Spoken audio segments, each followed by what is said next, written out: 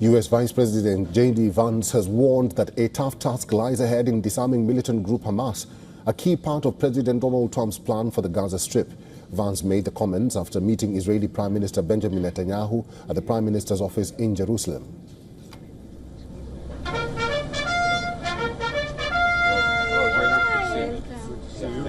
Thanks so much for having us here. It's nice to meet you. Hello. So nice to see you.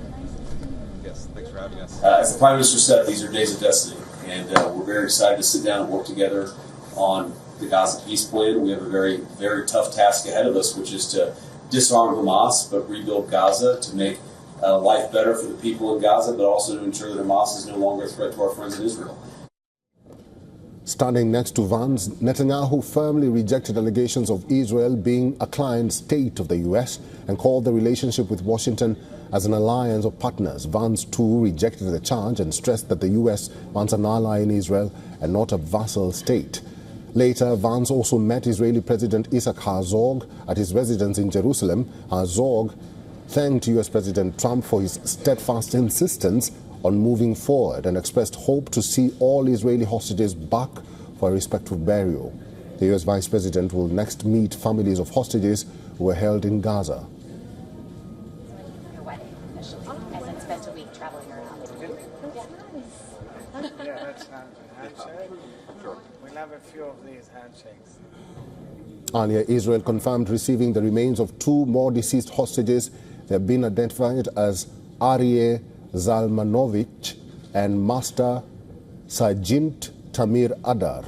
This brings the total number of hostages remains returned to Israel to 15 since the ceasefire began on October 10th. There was also a rare moment of joy as freed hostage Avinatan Or was welcomed home by a jubilant crowd.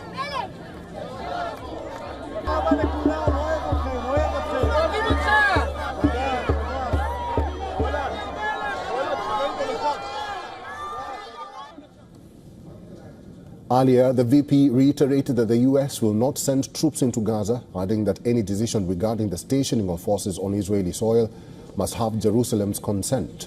Vance also said that the ceasefire is going better than expected and will hold in the days ahead. U.S. officials have confirmed that Secretary of State Marco Rubio will likely visit Israel later this week, though the trip has not yet been finalized. What we've seen the past week gives me great optimism the ceasefire is going to hold.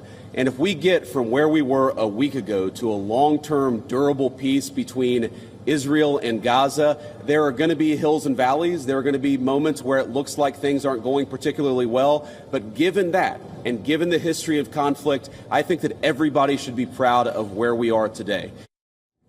Outside the U.S. Embassy in Tel Aviv, families of hostages staged a peaceful protest during Vance's visit, calling for continued U.S. pressure to return the remaining hostage bodies. Action!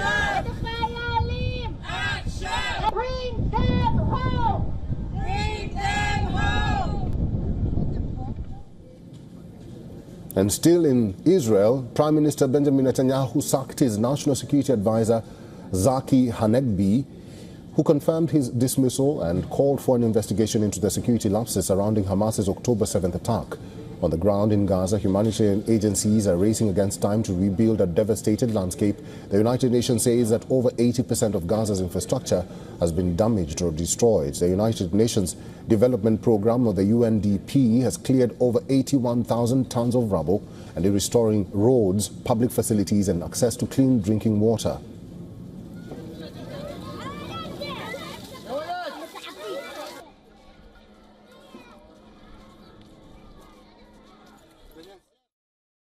The agreement is only about 2 weeks old, and despite a flare-up in violence earlier this week, Vance says that things so far are going better than he expected, but he also acknowledged that there are many questions that remain unanswered.